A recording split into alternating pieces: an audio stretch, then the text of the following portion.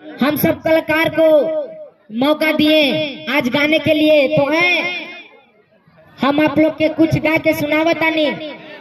अगर हमरा से गावे में कोई गलती हो जाए, त्रुटि हो जाए, तो हमरा अपना घर के बालक समझ के, भाई समझ के, बेटा समझ के माफ कर दिया भैया हो। हेलो चेक हेल भैया, भैया साज में आवाज दे दीजिए, साज में भैया, साज में आवाज। Hello hello hello hello check hello. हमारा पहले एगो आप सबके भक्ति सुना देता नहीं, ओकर बाद आप लोग जे कहब हम एगो भोजपुरी गाना गाई।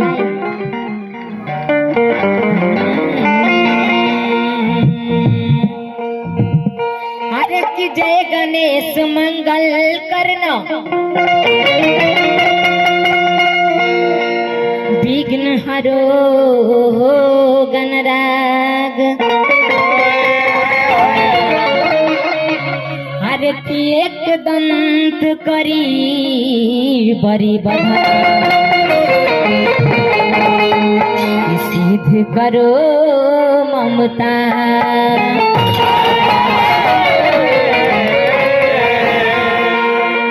कि माँ की ज्योति से सिनुर मिलता है,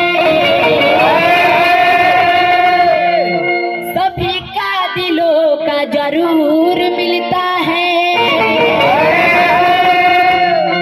कि माँ के दरबार में जो खाली हाथ जाएगा उसे कुछ न कुछ जरूर मिलता है। कि सुर नहीं सुरताले मैया, कैसे तेरा गुण गाऊं। कि मैंने चादर ओढ़ के मैया तेरे द्वार पे कैसे आऊं।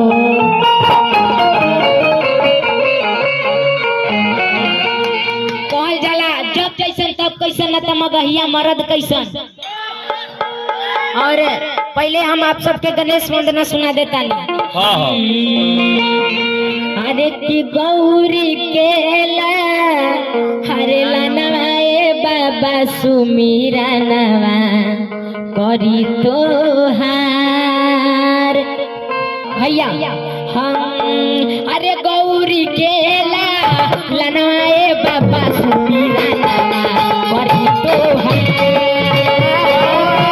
गौरी केला लनवाए बाबा सुमीरा नवा करी तोहार।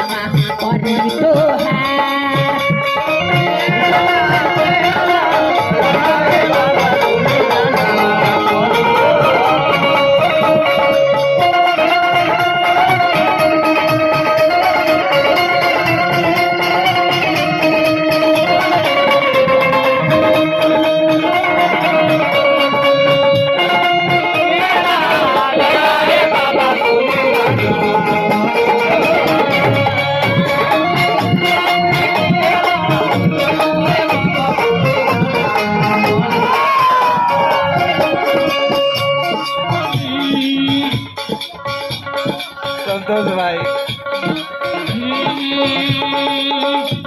कहे के बा क्या है माता जी कर पार्वती पिता महादेवा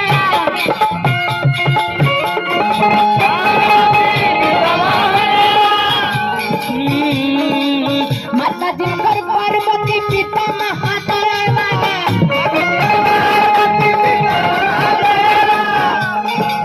लड्डुअन के भोग लगे शामिल करे